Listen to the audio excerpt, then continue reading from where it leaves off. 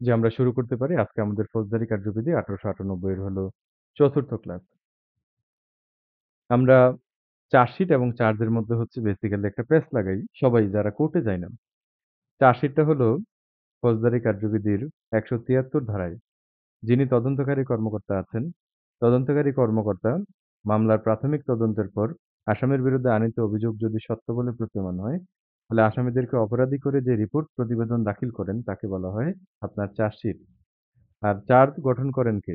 Charge গঠন করেন হচ্ছে আদালত সরাসরি নিজে। চার্জশিট দেওয়ার পর, হ্যাঁ? সবকিছু ওকে হয়ে যাওয়ার পর তখন আদালত মামলায় কি করেন? আদালত নিজে হচ্ছে চার্জ গঠন করেন বা অভিযোগ গঠন করেন। তার মানে চার্জ কি?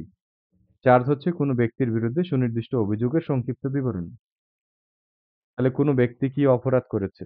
অভিযুক্ত ব্যক্তি কি অপরাধ করেছে? কোন আইনে অপরাধ করেছে? কোন আইনের কত ধারায় অপরাধ করেছে? কি অপরাধ করেছে? সবকিছুই কি থাকবে? চার্জে উল্লেখ থাকবে। চার্জকে গঠন করবে, চার্জ গঠন করবে হচ্ছে আদালত। ২২১ ধারায় দেখেন বলা আছে, অভিযোগে বা চার্জে কি থাকবে? অপরাধের বিবরণ থাকবে। তাহলে অভিযোগে অপরাধের নাম, অপরাধের নির্দিষ্ট নাম না থাকলে সংজ্ঞা সুস্পষ্টভাবে প্রদান করতে হবে। কোন আইনের কত ধারায় সে অপরাধ করেছে সেটা চার্জে কি থাকবে? উল্লেখ থাকবে। এবং অভিযোগ যদি গঠন করা হয়ে যায় তাহলে ধরে নিতে হবে অপরাধ সংগঠন করার সমস্ত উপাদান কি আছে? বিদ্যমান আছে। ২২২ ধারায় বলা আছে চার্জে আদালত যখন চার্জ গঠন করবে, চার্জে অপরাধের কি থাকবে?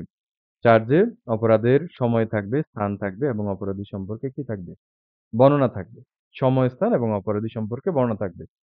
২২৩ ধারায় বলা আছে ২২১ এবং ২২২ ধারা অনুযায়ী আসামি যে অপরাধ করেছে সেটা যদি বর্ণিতভাবে ব্যাখ্যা না করা যায় তাহলে কোন পদ্ধতিতে অপরাধ করেছে আসামি সেটা কি করতে হবে? চার্জের মধ্যে অর্থাৎ অভিযোগের মধ্যে কি করতে হবে?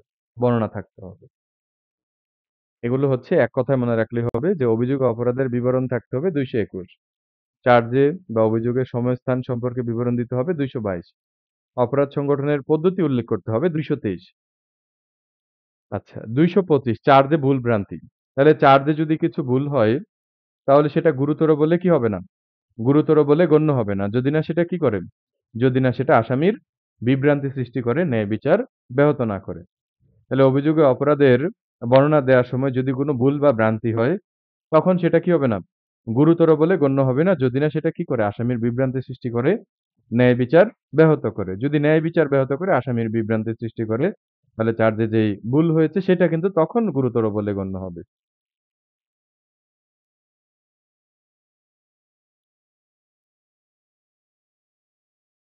২২৭ ভেরি, ভেরি ইম্পোর্টেন্ট এমসিকিউ পরীক্ষার জন্য।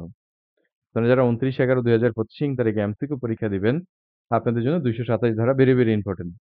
চার্জ কখন পরিবর্তন করা যায়? কোর্ট মে অল্টার চার্জ। কখন পরিবর্তন করতে পারেন চার্জ আদালত? উত্তর হবে রায় ঘোষণার পূর্বে যেকোনো সময় একটু লাল কালি দিয়ে দাগায় রাখবেন। যে চার্জ কখন পরিবর্তন করা যায়? রায় ঘোষণার পূর্বে যেকোনো সময় আদালত কি করতে পারেন? চার্জ পরিবর্তন করতে পারেন, অভিযোগ পরিবর্তন করে নতুন অভিযোগ গঠন করতে পারেন বা সংযোজন করতে পারেন।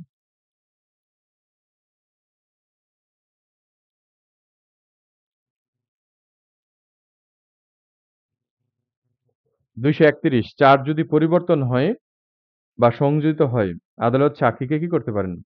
আদালত সাক্ষীকে পুনরায় ডাকতে পারেন বা অতিরিক্ত সাক্ষী নিতে পারেন। ২৩১ ধারায় বলা আছে চার্জ পরিবর্তন হলে সাক্ষী কি করা হবে? সাক্ষীকে পুনরায় রিকল করা হবে। তাহলে চার্জ পরিবর্তন বা সংযোজিত হওয়ার পর আদালত কি করতে পারেন? পুনরায় সাক্ষী ডাকতে পারেন বা অতিরিক্ত সাক্ষী নিতে পারেন। ২৩২ ধারায় বলা আছে চার্জে গুরুতর ভুলের ফল। চার্জে ভুলটা যদি গুরুতর হয় তাহলে সেই ক্ষেত্রে আপিল বা রিভিশন আদালত অভিযোগ গঠন করে দিয়ে পুনরায় বিচারের আদেশ দিতে পারেন। আমরা ৪১ আদেশ পড়েছি। ৪১ আদেশের ২৩ বিধি, ৪১ আদেশের ২৫ বিধি পড়েছি। আপিল আদালত কি করতে পারেন? ৪১ আদেশের ২৩ বিধিতে পড়েছি, আপিল আদালত মামলা পুনর্বিচারে প্রেরণ করতে পারেন। ৪১ আদেশের ২৫ বিধিতে পড়েছি, দেওয়ানি কার্যবিধির ৪১ আদেশের ২৫ বিধিতে পড়েছি, আপিল আদালত কি করতে পারেন? নতুন করে চার্জ গঠন করে অর্থাৎ অভিযোগ বিচার্য বিষয় গঠন করে সেটা আবার বিচারের জন্য কি করতে পারেন? প্রেরণ করতে পারেন।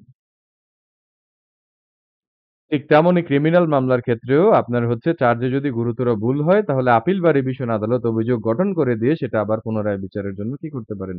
বিচারের জন্য প্রেরণ করতে পারেন ২৩২ ধারা। ২৩৩ ধারায় বলা আছে সুস্পষ্ট অপরাধের জন্য কি হবে? সুস্পষ্ট অপরাধের জন্য পৃথক অভিযোগ হবে। তাহলে ২৩৪, ২৩৫, ২৩৬ এবং ২৩৯ এ উল্লিখিত ক্ষেত্র ব্যতীত কোনো ব্যক্তি অপরাধে অভিযুক্ত হলে প্রত্যেকটি সুস্পষ্ট অপরাধের জন্য কি হবে? প্রত্যেকটি সুস্পষ্ট অপরাধের জন্য পৃথক অভিযোগ হবে। এরকম প্রত্যেকটি অভিযোগসমূহের কি হবে? পৃথক বিচার হবে। যেমন একজন ব্যক্তি সে একটা ক্ষেত্রে কি করেছেন? একটা ক্ষেত্রে চুরি করেছেন।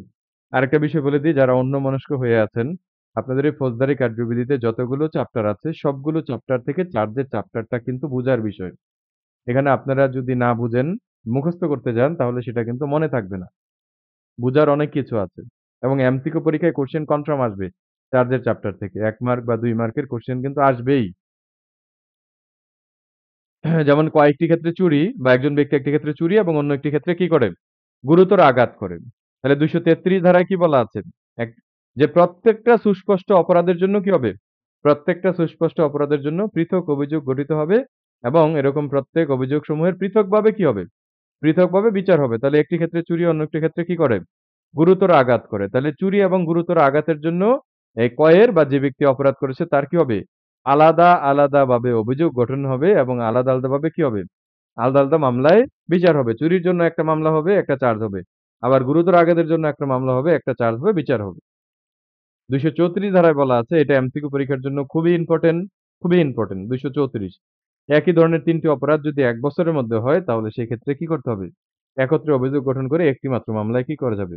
বিচার করা যাবে। এমসিকিউ পরীক্ষায় যদি কোশ্চেন হয় যে একই ধরনের কয়টি অপরাধ, হ্যাঁ? ১ বছরের মধ্যে হলে একত্রে অভিযোগ গঠন করা যাবে। উত্তর হবে একই ধরনের ৩ টি অপরাধ। তাহলে এমসিকিউ পরীক্ষায় যদি কোশ্চেন হয় একই ধরনের ৩ টি অপরাধ কত মাসের মধ্যে হলে একত্রে অভিযোগ গঠন করা যাবে? তাহলে একই ধরনের ৩ টি অপরাধ ১২ মাসের মধ্যে হলে কি করা যাবে? একত্রে অভিযোগ গঠন করা যাবে। রুনা তালুকদার মেসেজ করেছেন, কিছু শোনা যায় না। আপনাদের ক্ষেত্রে কি তাই? কিছু কি শুনতে পারতেছেন না? শুনতে পাচ্ছেন কিনা সবাই? না, শোনা যাচ্ছে না, স্যার, শোনা শোনা যাচ্ছে যাচ্ছে। তো, ক্লিয়ার শোনা যাচ্ছে তো স্যার। স্যার ক্লিয়ার শুনতে পাচ্ছি স্যার। তাহলে এমসিকিউ পরীক্ষার জন্য ২৩৪ ধারা ভেরি, ভেরি ইম্পোর্টেন্ট, ২২৭ ধারা ভেরি, ভেরি ইম্পোর্টেন্ট। ২৩৩ ধারা লিখিত পরীক্ষার জন্য হিউজ ইম্পোর্টেন্ট। এখানে যে উদাহরণটা দেয়া আছে লিখিত পরীক্ষায় প্রবলেম কোশ্চেন আকারে আসে কিন্তু এটা। যে একটি ক্ষেত্রে চুরি, অন্য একটি ক্ষেত্রে গুরুতর আঘাত করে। তাহলে এক্ষেত্রে তার বিচার কিভাবে হবে? আলাদা, আলাদাভাবে অভিযোগ হবে, আলাদা, আলাদাভাবে মামলা হবে, আলাদা, আলাদাভাবে কি হবে? বিচার হবে। আর ২৩৪ থেকে ২ টা পয়েন্টে কোশ্চেন আসে। যে একই ধরনের কয়টি অপরাধ ১ বছরের মধ্যে হলে একত্রে অভিযোগ গঠন করে একত্রে বিচার হবে? ৩ টি অপরাধ। একই ধরনের ৩ টি অপরাধ কত মাসের মধ্যে হলে বা কত বছরের মধ্যে হলে একত্রে অভিযোগ গঠন? এখানে বছর হবে না। এখানে এমসিকিউ পরীক্ষায় গিয়ে দেখবেন মাস তুলে দিয়েছে। ১২ মাসের মধ্যে হলে। ২৩৩ দ্বারা লিখিত পরীক্ষার জন্য হিউজ ইম্পোর্টেন্ট এমসিকিউ পরীক্ষায় এখানে আসার সম্ভাবনা খুব কম। ২৩৫ ধারায় বলা আছে সেম ট্রান্সেকশনে যতগুলো অপরাধ হবে প্রত্যেকটা অপরাধের জন্য কি করা হবে? আ আলাদা, আলাদা চার্জ গঠন করে একটি মাত্র মামলায় বিচার করা যাবে। যেমন রহিমের ভাই করিম। করিম হলো একজন প্রফেশনাল চোর। এখন রহিম চিন্তা করল করিমকে পুলিশের হেফাজত থেকে কনস্টেবলের হেফাজত থেকে কি করবে? কনস্টেবলের বা পুলিশের হেফাজত থেকে নিয়ে আসবে। এখন সে নিয়ে আসতে গিয়ে ধরেন হচ্ছে কনস্টেবলের কাছ থেকে তার ভাইকে নিয়ে আসলো। এটা একটা অপরাধ হয়েছে। আবার কি করল? হেফাজত থেকে নিয়ে আসলো একটা অপরাধ, আবার হচ্ছে কনস্টেবলের বাড়ি দিয়ে মাথা ফাটাই দিল। সেটা আরেকটা অপরাধ। তাহলে অপরাধটা কিভাবে হলো? সেম ট্রান্সেকশন এ হলো। অর্থাৎ একটি মাত্র কাজ দিয়ে ভেরি, ভেরি ইম্পোর্টেন্ট লিখিত পরীক্ষার জন্য। এই ২৩৫ এ আপনার হচ্ছে ১, ২ এবং হচ্ছে এই যে ৩ এই প্রত্যেকটা উপবিধি ইম্পোর্টেন্ট, প্রত্যেকটা উদাহরণ কিন্তু ইম্পোর্টেন্ট। ভালো করে বুঝতে হবে। সেম ট্রান্সেকশন এ অর্থাৎ একটি মাত্র কাজ দিয়ে যখন একাধিক অপরাধ হয়। উদ্দেশ্য কি? উদ্দেশ্য হলো কনস্টেবলের কাছ থেকে পুলিশের কাছ থেকে আসামি ছিনিয়ে নেয়া। তাহলে পুলিশের কাছ থেকে আসামি ছিনিয়ে নেয়া এটা একটা অপরাধ। এখন পুলিশের কাছ থেকে আসামি ছিনিয়ে নিতে গিয়ে তাকে কি করা হলো? গুরুতর আঘাত করা হলো, সেটা আরেকটা অপরাধ। তাহলে একটি মাত্র কাজ দিয়ে যদি একাধিক অপরাধ হয় তাহলে প্রত্যেকটি অপরাধের জন্য আলাদা, আলাদাভাবে কি হবে? আলাদা, আলাদাভাবে অভিযোগ গঠন হবে, একটি মাত্র মামলায় বিচার হবে। উদাহরণে দেখেন বলা আছে গ নামক জনৈক কনস্টেবলের আইনসঙ্গত হেফাজত হতে খ কে উদ্ধার করলো এবং এরূপ করার সময় গ কে কি করলো? ক কে মারাত্মকভাবে আঘাত করলো। অর্থাৎ কনস্টেবলকে মারাত্মকভাবে আঘাত করলো। তাহলে কে আঘাত করলো? ক আঘাত করলো। ক এর বিরুদ্ধে কি হবে? দণ্ডবিধির ২২৫ এবং ৩৩৩ ২২৫ ধারায় কি আছে? আইনসঙ্গত হেফাজত থেকে আসামি ছিনিয়ে নেওয়ার অপরাধ। আর ৩৩৩ ধারায় কি আছে? সরকারি কর্মচারীকে গুরুতর আঘাত। তাহলে এই ২ টা ধারায় কি হবে? আসামির বিরুদ্ধে আলাদা আলাদাভাবে অভিযোগ গঠন হবে এবং একটি মাত্র মামলায় কি হবে? একটি মাত্র মামলায় বিচার করা যাবে। হ্যাঁ, দ্বিতীয় উদাহরণে বলা আছে যে ব্যভিচারের উদ্দেশ্য কি? উদ্দেশ্য হলো আ ব্যভিচার করা কোনো মহিলার সাথে। তাহলে ব্যভিচারের উদ্দেশ্যে সে কি করল? হ্যাঁ? ব্যভিচারের উদ্দেশ্যে একটা মহিলার ঘরে প্রবেশ করল। এখন ব্যভিচার করার উদ্দেশ্যে সে যখন মহিলার ঘরে প্রবেশ করে, এখন ঘরে প্রবেশ করতে গিয়ে সে কি করল? সে হচ্ছে আপনার দরজা ভাঙল। তাহলে ১ম এ কি করল? সে হচ্ছে দরজা ভাঙল, তারপরে হচ্ছে কি করল? ব্যভিচার করল। তাহলে এই ক্ষেত্রে তার বিরুদ্ধে কি হবে? দরজা ভাঙার জন্য এবং হচ্ছে ব্যভিচারের জন্য আলাদাভাবে চার্জ গঠন হবে, অভিযোগ গঠন হবে এবং একটি মাত্র মামলায় তাকে কি করা যাবে? বিচার করা যাবে। তাহলে দ্বিতীয় উদাহরণে ব্যভিচারের উদ্দেশ্যে দিনের আলোয় ঘর ভাঙে এবং ঘরে প্রবেশ করে এবং ক্ষয়ের স্ত্রীর সঙ্গে ব্যভিচার করে। ক্ষয়ের বিরুদ্ধে দণ্ডবিধির ৪৫৪ ধারায় অপরাধমূলক অনধিকার প্রবেশ এবং ৪৯৭ ধারায় আপনার হচ্ছে ব্যভিচারের অপরাধে আলাদাভাবে কি হবে? অভিযোগ গঠন হবে এবং একটি মাত্র মামলায় কি করা যাবে? বিচার করা যাবে। ২ নম্বরে বলা আছে যে ২ টি সংজ্ঞার আওতাভুক্ত অপরাধ একত্রে বিচার চলবে। তাহলে ২ টি সংজ্ঞার আওতাভুক্ত অপরাধ একত্রে কিভাবে বিচার চলবে? যে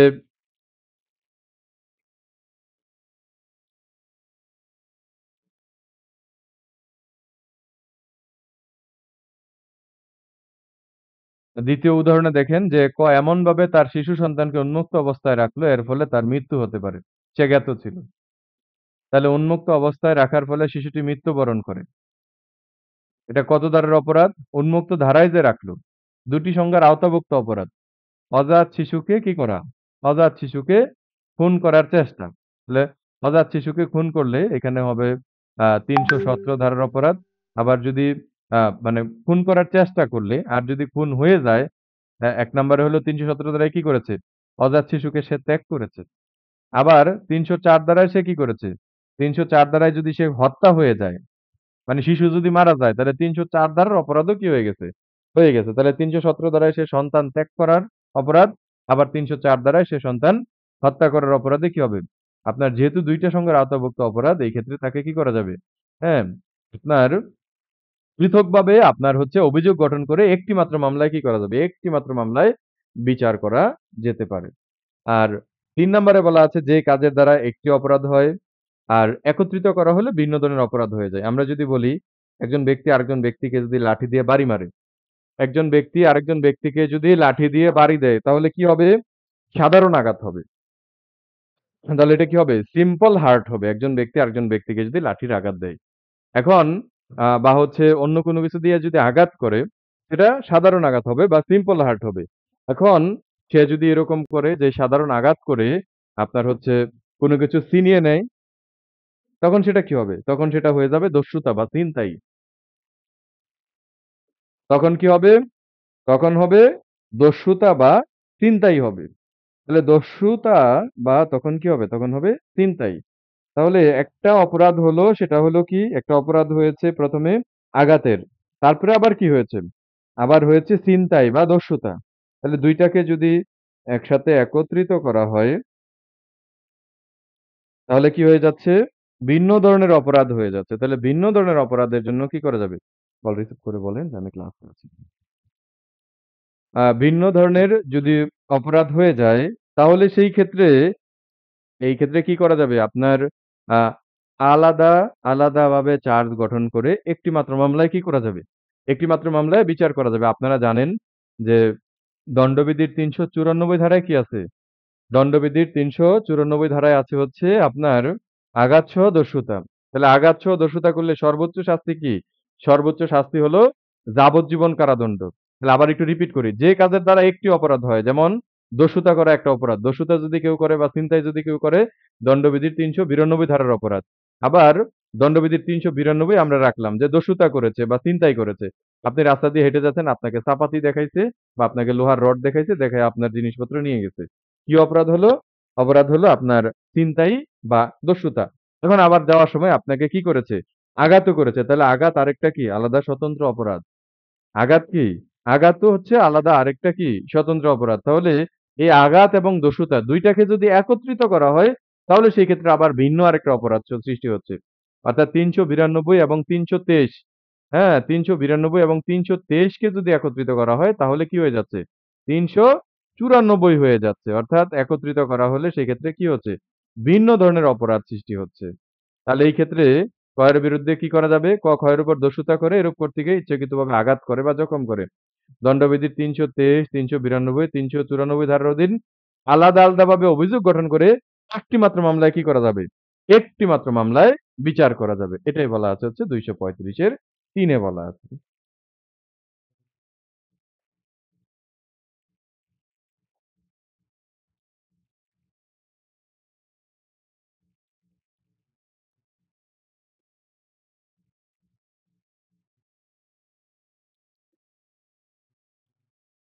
তারপরে চলে যাবেন হচ্ছে ২৩৭ ভেরি ইম্পোর্টেন্ট ২৩৭ ধারায় আপনাদের বেয়ারেক্ট একটা উদাহরণ আছে।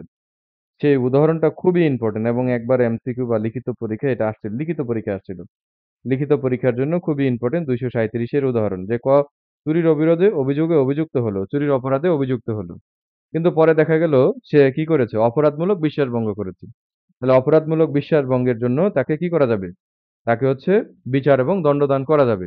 অর্থাৎ ২৩৭ ধারায় যে বিষয়টা বলা আছে, এক অপরাধে অভিযুক্ত। কিন্তু সাক্ষ্য প্রমাণে দেখা যাচ্ছে সে কি করেছে? ভিন্ন ধরনের অপরাধ করেছে। তাহলে ভিন্ন ধরনের অপরাধের জন্য তাকে কি করা যাবে? বিচার এবং দণ্ডদান করা যাবে। ২৩৭ আমার এখানে উদাহরণ দেয়া নেই। আপনারা হচ্ছে সেই উদাহরণটা একটু ভালো করে দেখবেন আপনাদের মূল বই অর্থাৎ বেয়ার অ্যাক্ট থেকে। খুবই ইম্পোর্টেন্ট। যে এক অপরাধে অভিযুক্ত অর্থাৎ একজন ব্যক্তির বিরুদ্ধে চুরির অভিযোগ দেয়া হলো। কিন্তু বিচার শেষে দেখা গেল সে চুরি করেনি। সে কি করেছে? অপরাধমূলক বিশ্বাসভঙ্গ করেছে বা সে চোরাই মাল গ্রহণ করেছে। সেই অপরাধমূলক বিশ্বাসভঙ্গ বা চোরাই মাল গ্রহণের জন্য তার বিচার এবং দণ্ডদান করা যাবে। ২৪০ একাধিক অভিযোগের একটিতে যদি দণ্ডিত হয় অবশিষ্টগুলো কি হবে? প্রত্যাহার হবে। তাহলে আমরা ২৩৫ এর ৩ এ বলেছি যে একজন ব্যক্তির বিরুদ্ধে কি হলো? ৩২৩, ৩৯২, ৩৯৪ ধারায় কি করা হলো? অভিযোগ গঠন করা হলো। এখন বিচার শেষে তাকে কি করা হলো? ৩৯৪ ধারায় শাস্তি দেয়া হলো। তাহলে ৩২৩ এবং ৩৯২ থেকে তাকে কি করা হয়েছে? খালাস দেয়া হয়েছে বলে কি হবে? গণ্য হবে। তাহলে একাধিক অভিযোগের একটিতে যদি দণ্ডিত হয় অবশিষ্টগুলো কি হবে? অবশিষ্টগুলো প্রত্যাহার হবে। খালাস দেয়া হয়েছে বলে কি হবে? গণ্য হবে।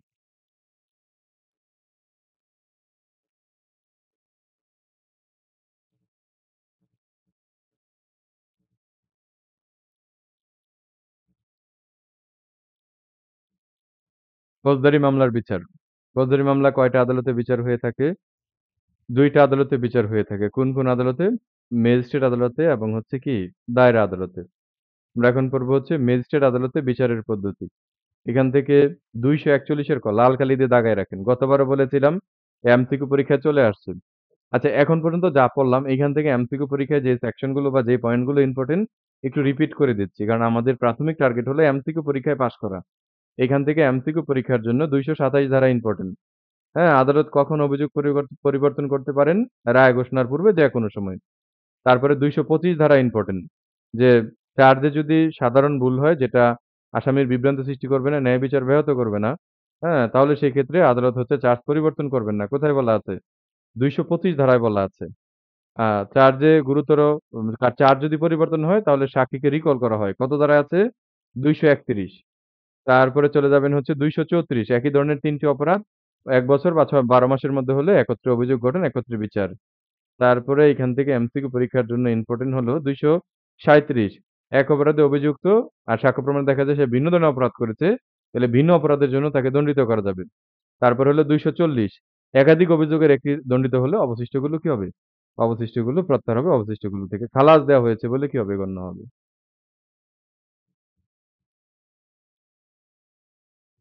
ফৌজদারি মামলার বিচার ২ টা আদালতে হয়। ফৌজদারি আদালত সাধারণত হাইকোর্ট ব্যতীত সুপ্রিম কোর্ট ব্যতীত ফৌজদারি আদালত ২ প্রকার। কি?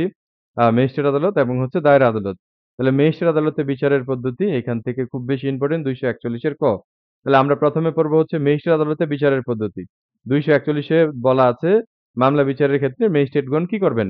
নিম্ন বর্ণিত পদ্ধতি অনুসরণ করবেন। ২৪১ এর চার্জ গঠনের পূর্বে, অভিযোগ গঠনের পূর্বে আসামিকে ম্যাজিস্ট্রেটের নিকট হাজির করা হলে ম্যাজিস্ট্রেট মামলার নথি এবং সমস্ত কাগজপত্র বিবেচনা করে যদি প্রয়োজন মনে করে আসামির জবানবন্দি গ্রহণ করবেন এবং অভিযোগ যদি ভিত্তিহীন হয় তাহলে তিনি আসামিকে কি করবেন? আসামিকে অব্যাহতি দিবেন এবং কারণ লিপিবদ্ধ করবেন। তাহলে ম্যাজিস্ট্রেট কর্তৃক আসামিকে অব্যাহতি বা ডিসচার্জ কোথায় আছে? ২৪১ এর ক ধারায় আছে। ম্যাজিস্ট্রেট আসামিকে অব্যাহতি দিতে পারেন ফৌজদারি কার্যবিধির কত ধারা অনুযায়ী? ২৪১ এর ক ধারা অনুযায়ী। ম্যাজিস্ট্রেট যদি আসামিকে অব্যাহতি দেয় তাহলে ফরিয়াদির প্রতিকার কি? এমসিকিউ পরীক্ষার জন্য এইবারের ২৯/১১/২০২৫ তারিখের এমসিকিউ পরীক্ষার জন্য ইম্পোর্টেন্ট। ম্যাজিস্ট্রেট যদি আসামিকে অব্যাহতি দেয় তাহলে ফরিয়াদির প্রতিকার কি? ফরিয়াদি কি করতে পারবে? ফরিয়াদি মানে হলো মামলার বাদী। বাদী কি করতে পারবে? বাদী হলো দায়রা আদালতে রিভিশন দায়ের করতে পারবেন। ভেরি, ভেরি ইম্পোর্টেন্ট ২ টা পয়েন্ট। যে ম্যাজিস্ট্রেট আদালত কর্তৃক অব্যাহতি বা ডিসচার্জ কোথায় আছে? ২৪১ এর ক ধারায় আছে। এখন ম্যাজিস্ট্রেট যদি আসামিকে অব্যাহতি দেয় তাহলে ফরিয়াদির প্রতিকার কি? ফরিয়াদি কি করতে পারবেন? রিভিশন দায়ের করতে পারবেন। আসামি ম্যাজিস্ট্রেটের নিকট হাজির করা হলে সমস্ত নথিপত্র পর্যালোচনা করে আসামির বিরুদ্ধে অভিযোগ ভিত্তিহীন হলে ম্যাজিস্ট্রেট আসামিকে অব্যাহতি দিয়ে থাকেন সাধারণত। ২৪২ ধারায় বলা আছে, এখন আসামির বিরুদ্ধে যে অভিযোগ দেয়া হয়েছে, এখন ম্যাজিস্ট্রেট সমস্ত কাগজপত্র পর্যালোচনা করার পর যদি প্রতীয়মান হয় যে আসামি অপরাধ করেছে, হ্যাঁ? তাহলে সেই ক্ষেত্রে আদালত কি করতে পারেন? আদালত অভিযোগ গঠন করতে পারেন। এমসিকিউ পরীক্ষায় কোয়েশ্চেন আসতে পারে যে আপনার ম্যাজিস্ট্রেট কর্তৃক ম্যাজিস্ট্রেট আদালত কর্তৃক অভিযোগ গঠন সম্পর্কিত বিধান ফৌজদারি কার্যবিধির কত ধারায় বলা আছে? ফৌজদারি কার্যবিধির ২৪২ ধারায় বলা আছে। ২৪৩ ধারায় বলা আছে, যখন চার্জ ফ্রেম করা হবে আপনারা যারা কোর্টে যান, জিজ্ঞাসা করা হয় যে এরকম যে আপনার বিরুদ্ধে দণ্ডবিধির এত ধারায় এই অভিযোগ গঠন করা হলো। আপনি বলেন আপনি দোষী না নির্দোষ?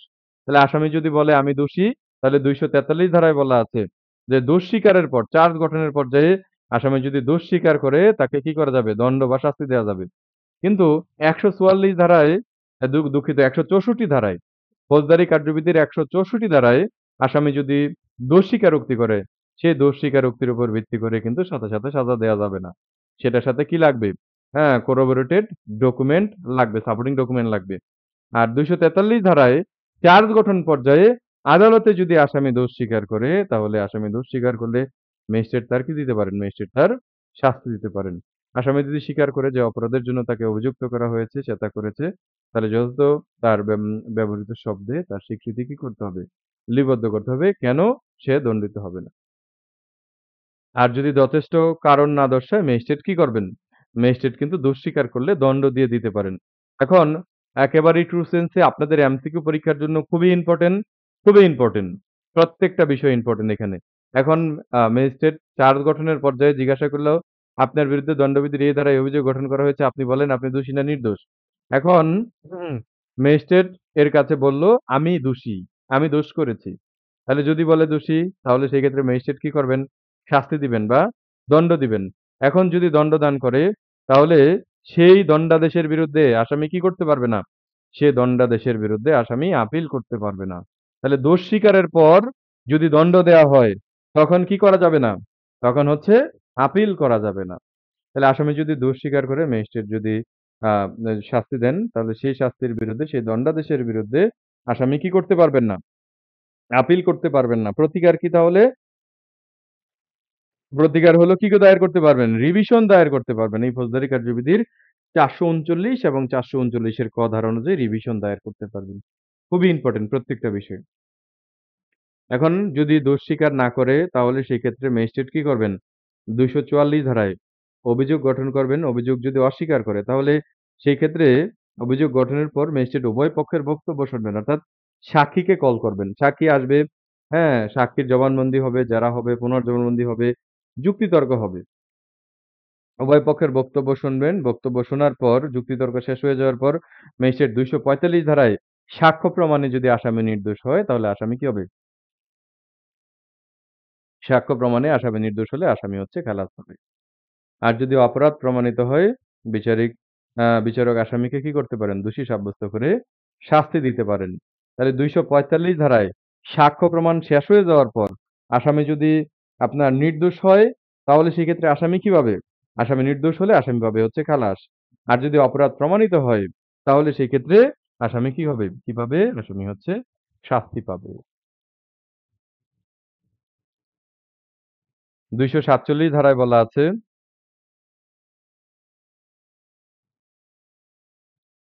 নালিশি মামলা খারিজের ক্ষেত্রে সংশোধন। তাহলে সংশোধনের মাধ্যমে এখন থেকে এটা সংশোধন হয়েছে।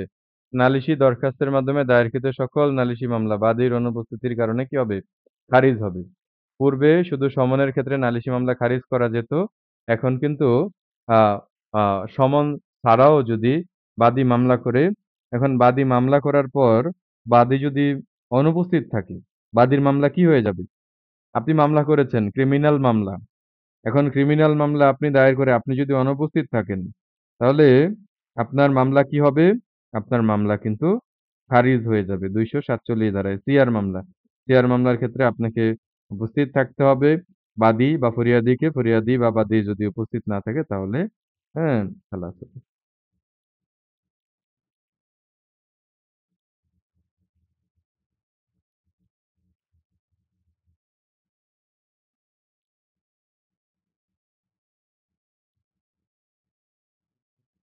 তারপরে ২৪৮ ফরিয়াদী না থাকলে সিআর মামলার ক্ষেত্রে ২৪৭ ধারায় মামলা খারিজ। ২৪৮ ধারায় বলা আছে নালিশ প্রত্যাহার। অনেক সময় বাদী-বিবাদী, বাদী এবং আসামি কি হয়ে যায়? ফৌজদারি মামলার ক্ষেত্রে, সিআর মামলার ক্ষেত্রে আপস হয়ে যায়। তাহলে আপস যদি হয়ে যায় তাহলে সেই ক্ষেত্রে চূড়ান্ত আদেশের পূর্বে ফরিয়াদির আবেদনের প্রেক্ষিতে ম্যাজিস্ট্রেট কি করতে পারেন? নালিশ প্রত্যাহারের অনুমতি দিতে পারেন। আর নালিশ যদি প্রত্যাহার করা হয় আসামি কি পাবে? আসামি পাবে হচ্ছে খালাস ২৪৮ ধারা। তো চূড়ান্ত আদেশের পূর্বে ফরিয়াদির আবেদনের প্রেক্ষিতে ম্যাজিস্ট্রেট নালিশ প্রত্যাহার করতে পারেন। একেবারেই ট্রু সেন্স এ আমি যদি বলি ২৪৮ ধারায় আমি না হলে কমপক্ষে ১০ টা মামলা প্রত্যাহার আর বেশি হতে পারে, প্রত্যাহার করেছি। অনেক সময় এরকম হয় চেকের মামলা, ৪০০-৪২০ এর মামলা, যৌতুকের মামলা, হ্যাঁ? তারপরটা অর্থের মামলা, আরো বিভিন্ন সিআর মামলা আছে।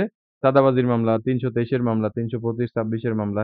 এগুলো অনেক সময় এরকম হয় যে বাদী এবং আসামি আপস মীমাংসা হয়ে যায়। আপস মীমাংসা হয়ে গেলে বাদী কি করতে পারবেন? চূড়ান্ত আদেশের পূর্বেই ফরিয়াদি কি করতে পারবেন? মামলা প্রত্যাহার করে নিতে পারবেন। এই ২৪৮ ধারায় আপনি যদি প্রত্যাহারের আবেদন করেন, আদালত কি করবেন? আদালত হচ্ছে প্রত্যাহারের আবেদন মঞ্জুর করে আসামিকে খালাস দিতে পারেন।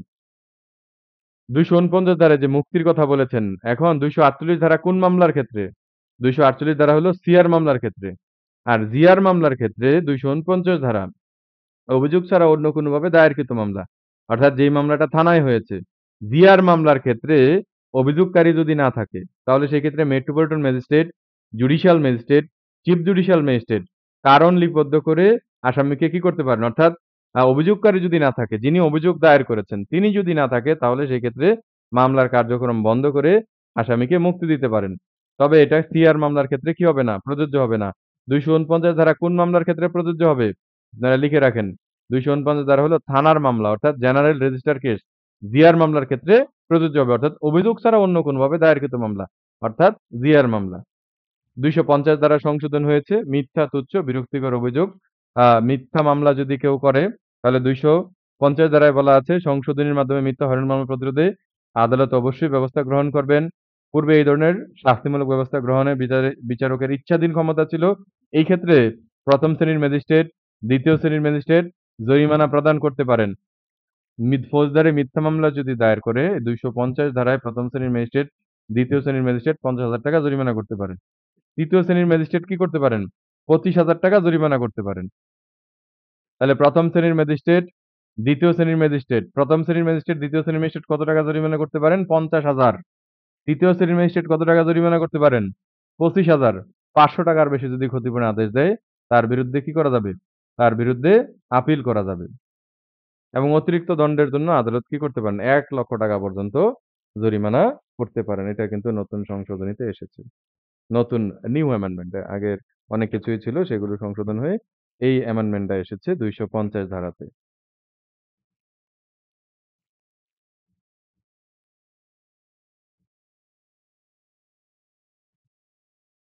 তারপরে হলো ২৬০ সংক্ষিপ্ত বিচার পাওয়ার টু সামারি ট্রায়াল। সংক্ষিপ্ত বিচারে এখানেও অনেক কিছু অ্যামেন্ডমেন্ট হয়েছে। সংক্ষিপ্ত বিচারের ক্ষমতা কার আছে? মেট্রোপলিটন ম্যাজিস্ট্রেট, জুডিশিয়াল ম্যাজিস্ট্রেট বা জুডিশিয়াল ম্যাজিস্ট্রেট এর ক্ষমতাপ্রাপ্ত অন্য যেকোনো ম্যাজিস্ট্রেট কি করতে পারেন? সংক্ষিপ্ত বিচার করতে পারেন। এইখান থেকে এমসিকিউ পরীক্ষায় যে কোয়েশ্চেনটা আসতে পারে ২৬২ সাবসেকশন ২ থেকে যে সংক্ষিপ্ত বিচারের ক্ষেত্রে সর্বোচ্চ কত বছর মেয়াদী কারাদণ্ড দেয়া যাবে? তাহলে সংক্ষিপ্ত বিচারের ক্ষেত্রে সর্বোচ্চ কি করা যাবে? ২ বছর মেয়াদী কারাদণ্ড দেয়া যাবে।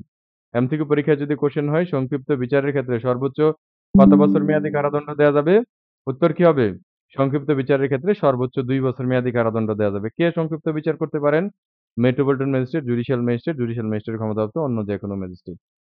২৬০ এ যে অপরাধগুলো সংক্ষিপ্ত বিচার করা যায়, মেট্রোপলিটন ম্যাজিস্ট্রেট, প্রথম শ্রেণীর ম্যাজিস্ট্রেট, বেঞ্চ ম্যাজিস্ট্রেট সংক্ষিপ্ত বিচারের ক্ষেত্রে সম্পত্তির মূল্য নির্ধারণ করা হয়েছে কত টাকা? একক, দশক, শতক, হাজার, অযুত, লক্ষ। ৫০ লক্ষ টাকা। ৫ লক্ষ টাকা, দুঃখিত। সংক্ষিপ্ত বিচারের ক্ষেত্রে কত করা হয়েছে? ৫ লক্ষ টাকা করা হয়েছে। আগে কত ছিল? আগে ছিল ১০,০০০ টাকা। ১০,০০০ টাকাকে সংশোধন করে কি করা হয়েছে? ৫ লক্ষ টাকা নির্ধারণ করা হয়েছে। এটা আপনাদের এমসিকিউ পরীক্ষায় আসতে পারে। যে সংক্ষিপ্ত বিচারের ক্ষেত্রে কত টাকা আ মূল্য সম্পত্তির বিচার করতে পারবেন? ৫ লাখ টাকা মূল্যমানের সম্পত্তির কি করতে পারবেন? বিচার করতে পারবেন। ২৬৩, ২৬৪ এগুলো হচ্ছে এমসিকিউতে না পড়লেও চলবে। দায়রা আদালতে বিচার ২৬৫ ক কে দায়রা আদালতে মামলা পরিচালনা করবেন রাষ্ট্রপক্ষে? দায়রা আদালতে প্রত্যেকটি বিচারে সরকারি আইনজীবী অর্থাৎ পাবলিক প্রসিকিউটর কি করবেন? সেশন কোর্টে কে মামলা পরিচালনা করবেন রাষ্ট্রপক্ষে? সেশন কোর্টে হচ্ছে পাবলিক প্রসিকিউটর মামলা পরিচালনা করবেন। ২৬৫ খ তে বলা আছে অভিযোগকারীর পক্ষে বক্তব্য শুনুন। তাহলে আসামিকে উপস্থিত করার পর সরকারি আইনজীবী অর্থাৎ পাবলিক প্রসিকিউটর কি করবেন? হ্যাঁ, আসামির বিরুদ্ধে আনীত অভিযোগ বর্ণনা করবেন এবং তিনি তার বক্তব্য দেওয়া শুরু করবেন। এমসিকিউ পরীক্ষার জন্য ২৬৫ গ ইম্পোর্টেন্ট। এটা লাল কালি দিয়ে দাগায় রাখেন এখান থেকে। এবং এটাই আসতে পারে পরীক্ষায় এবং আসছে। তাহলে অব্যাহতি, দায়রা আদালত কর্তৃক অব্যাহতি কোথায় আছে? ২৬৫ গ তে আছে। তাহলে সেশন কোর্ট আসামি এবং অভিযোগকারীর বক্তব্য শোনার পর আদালত যদি দেখেন মামলা চালানোর যথেষ্ট কারণ নাই, আসামির বিরুদ্ধে আনীত অভিযোগ ভিত্তিহীন, তাহলে সেই ক্ষেত্রে আসামিকে কি করতে পারেন? আসামিকে ডিসচার্জ বা অব্যাহতি দিতে পারেন। তাহলে দায়রা আদালত যদি আসামিকে ডিসচার্জ দেন, তাহলে সেই ক্ষেত্রে প্রতিকার হলো হাইকোর্টে আপনি রিভিশন দায়ের করতে পারেন। তাহলে ২৬৫ গ তে কি আছে? ২৬৫ গ তে আছে হচ্ছে ডিসচার্জ বা অব্যাহতি। আবার ২৪১ এর ক তেও আছে ডিসচার্জ বা অব্যাহতি। তাহলে ২৪১ এর ক তে ডিসচার্জ কে দেয়? ২৪১ এর ক তে ডিসচার্জ দেয় হচ্ছে আপনার ম্যাজিস্ট্রেট। আর ২৬৫ গ তে ডিসচার্জ কে করে? ২৬৫ গ তে ডিসচার্জ করে হচ্ছে ২৬৫ সি বা ২৬৫ গ সেশন কোর্ট। এখন আসামির বিরুদ্ধে আনীত অভিযোগ যদি ভিত্তিহীন না হয়, তাহলে ২৬৫ গ ধারায় কি করতে পারেন? চার্জ ফ্রেম করতে পারেন। অভিযোগ গঠন করতে পারেন। এটাও আপনাদের এমসিকিউ পরীক্ষার জন্য ইম্পোর্টেন্ট। যে সেশন কোর্ট কর্তৃক অভিযোগ গঠন কোথায় আছে? ২৬৫ ডি তে বা ২৬৫ গ তে আছে। উভয়পক্ষের শুনানির পর আদালত যদি মনে করেন আসামি অপরাধ করেছে, তাহলে সেই ক্ষেত্রে তিনি কি করতে পারেন?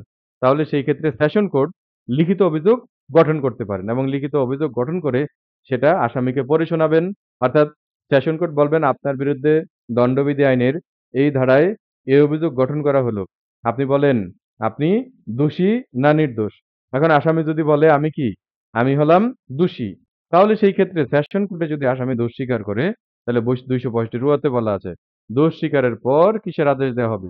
দোষ স্বীকার করলে আদালত হচ্ছে শাস্তির আদেশ কি করতে পারেন? আদেশ দিতে পারেন। ২৬৫ তে বলা আছে অভিযোগকারী পক্ষের সাক্ষ্য গ্রহণের তারিখ। যদি দোষ স্বীকার না করে তাহলে সেশন কোর্ট কি করবেন? আ এটা আপনারা হচ্ছে লিখিত পরীক্ষার জন্য খুবই ইম্পোর্টেন্ট। ম্যাজিস্ট্রেট আদালতে বিচার এবং দায়রা আদালতে বিচার প্রক্রিয়া আলোচনা করুন। তবে এখান থেকে কিছু পয়েন্ট আছে যেটা এমসিকিউ পরীক্ষার জন্য ইম্পোর্টেন্ট সেটা আমি আপনাদেরকে আবার রিপিট করে বলে দিব। আর লিখিত পরীক্ষার জন্য কিন্তু সবকিছুই আপনাকে পড়তে হবে, লিখতে হবে। লিখিত খাতায় লিখতে হবে। ২৬৫ তে বলা আছে অভিযোগকারী পক্ষের সাক্ষ্য গ্রহণ। তাহলে যদি দোষ স্বীকার না করে তাহলে সেই ক্ষেত্রে মামলাটি কিসের জন্য দিবেন? ম্যাজিস্ট্রেট যদি দোষ স্বীকার না করে তাহলে সেই ক্ষেত্রে আদালত হচ্ছে সাক্ষীর জবানবন্দির জন্য তারিখ ধার্য করবেন। সাক্ষীকে উপস্থিত হওয়ার জন্য বলবেন এবং সাক্ষীর প্রতি সমন ইস্যু করবেন। এখন সাক্ষী আসার পর নির্ধারিত তারিখে ২৬৫ তে বলা আছে যে নির্ধারিত তারিখে সাক্ষী আসবে। সাক্ষী আসার পর সাক্ষ্য আইনের ১৩৭ এবং ১৩৮ ধারায় আমরা পড়েছি জবানবন্দি যারা পুনর্জবানবন্দি। তাহলে সাক্ষী আসবে, সাক্ষীর কি করা হবে? জবানবন্দি নেওয়া হবে। তারপরে সাক্ষীকে অপরপক্ষ জেরা করবেন। তারপরে যেই পক্ষ সাক্ষী হাজির করেছেন সেই পক্ষ চাইলে সাক্ষী কি করতে পারেন? পুনরায় জবানবন্দি নিতে পারেন। ২৬৫ জ তে বলা আছে সাক্ষ্য গ্রহণের পর আদালত যদি দেখেন আসামি অপরাধ করেছে, অনুরূপ কোনো সাক্ষ্য প্রমাণ নাই। তাহলে আসামি অপরাধ করেছে অনুরূপ যদি কোনো সাক্ষ্য প্রমাণ না থাকে, তাহলে সেই ক্ষেত্রে ম্যাজিস্ট্রেট আসামিকে কি করতে পারেন? ম্যাজিস্ট্রেট আসামিকে কিন্তু খালাস দিতে পারেন। আর যদি খালাস না দেন ২৬৫ তে বলা আছে, খালাস না দিলে আসামিকে আত্মপক্ষ সমর্থনের জন্য কি হতে বলবেন? আত্মপক্ষ সমর্থনের জন্য সাক্ষ্য দিতে বলবেন। যে আপনি আপনার পক্ষে কোনো সাক্ষী হাজির করতে চান কিনা। এখন আসামি যদি সাক্ষী হাজির করে সেই সাক্ষী সাক্ষ্য নেওয়া হবে। সাক্ষ্য নেওয়ার পর সাক্ষ্য ক্লোজ করা হবে। অর্থাৎ সেশন কোর্টে যখন সাক্ষ্য ক্লোজ হয়ে যাবে ২৬৫ নিয়তে বলা আছে, তখন কি হবে? তখন হবে আর্গুমেন্ট বা যুক্তিতর্ক। তাহলে সরকারি আইনজীবী অর্থাৎ পাবলিক প্রসিকিউটর তিনি তার সমর্থনে কি করবেন? বক্তব্য পেশ করবেন। আসামি পক্ষের আইনজীবী, হ্যাঁ? সেটার তিনি কি করবেন? জবাব দিবেন এবং আসামি পক্ষের আইনজীবী তিনি তার সমর্থনে কি করবেন? বক্তব্য পেশ করবেন। যুক্তিতর্ক শেষ হয়ে যাওয়ার পর বলা আছে উভয় পক্ষের যুক্তিতর্ক এবং আইনগত প্রশ্ন দেখে শ্রবণের পর আদালত হচ্ছে মামলায় কি করবেন? মামলায় রায় প্রদান করবেন। হয় আসামি কি পাবে? খালাস পাবে, আর না হলে দোষী সাব্যস্ত পূর্বক কি পাবেন? দোষী সাব্যস্ত পূর্বক শাস্তি পাবে। তাহলে এইখান থেকে আপনাদের এমসিকিউ পরীক্ষার জন্য যেটা ইম্পোর্টেন্ট আপনারা একটু দাগ দিবেন। ইম্পোর্টেন্ট হলো আপনাদের ২৪১ এর ক আ ম্যাজিস্ট্রেট কর্তৃক অভিযোগ গঠন। ২৪১ এর ক ম্যাজিস্ট্রেট কর্তৃক অব্যাহতি দেয়া। তারপরে ২৪২ ম্যাজিস্ট্রেট কর্তৃক অভিযোগ গঠন। ২৪১ এর ক তে যদি আসামিকে অব্যাহতি দেওয়া হয় ফরিয়াদির প্রতিকার রিভিশন। তারপরে হলো আপনারা পড়বেন হচ্ছে এখান থেকে আ ২৪৭ ধারা যে বাদী যদি না আসে সিআর মামলার ক্ষেত্রে আসামি কি পাবে? খালাস পাবে, মামলা খারিজ হবে। নালিশ প্রত্যাহার ২৪৮ আসামি মুক্তি পাবে অভিযোগকারী না থাকলে ২৪৯ ধারা মিথ্যা মামলা করলে ১ম শ্রেণীর ম্যাজিস্ট্রেট ৳৫০,০০০ জরিমানা করতে পারেন। ২য় শ্রেণীর ম্যাজিস্ট্রেট ৫০,০০০, ৩য় শ্রেণীর ম্যাজিস্ট্রেট ২৫,০০০ খুবই ইম্পোর্টেন্ট এমসিকিউ পরীক্ষার জন্য। তারপরে হচ্ছে আ সামারি ট্রায়াল এর ক্ষেত্রে সর্বোচ্চ কত বছর কারাদণ্ড দেয়া যাবে? সর্বোচ্চ হলো আপনার ২ বছর কারাদণ্ড দেয়া যাবে। কোথায় বলা আছে? ২৬২ সাবসেকশন ২ এ বলা আছে না? সাবসেকশন ২ টা এড করে নিবেন। সংক্ষিপ্ত বিচারের ক্ষেত্রে সর্বোচ্চ কত লক্ষ টাকা পর্যন্ত বিচার করতে পারেন ম্যাজিস্ট্রেট? ৫ লক্ষ টাকা পর্যন্ত। দায়ের আদালতে রাষ্ট্রপক্ষে কে মামলা পরিচালনা করবেন? উত্তর হবে পাবলিক প্রসিকিউটর। আ দায়ের আদালত আসামিকে অব্যাহতি দিতে পারেন এই সম্পর্কিত বিধান কোথায় বলা আছে? ২৬৫ র সি তে বলা আছে বা ২৬৫ র গ তে বলা আছে। দায়ের আদালত কর্তৃক অভিযোগ গঠন কোথায় আছে? ২৬৫ র গ তে আছে। তারপরে আসতে পারে হচ্ছে ২৬৫ র আ জ সাক্ষ্য গ্রহণের পর খালাস ২৬৫ র জ। আর আপনার হচ্ছে উভয় পক্ষের যুক্তিতর্কের পর খালাস কোথায় আছে? ২৬৫ ট বা হচ্ছে দণ্ডাদেশ। করলে ইনশাআল্লাহ হয়ে যাবে।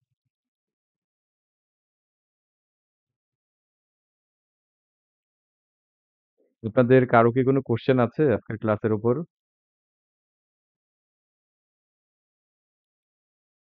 শুনতে পাচ্ছেন আপনারা?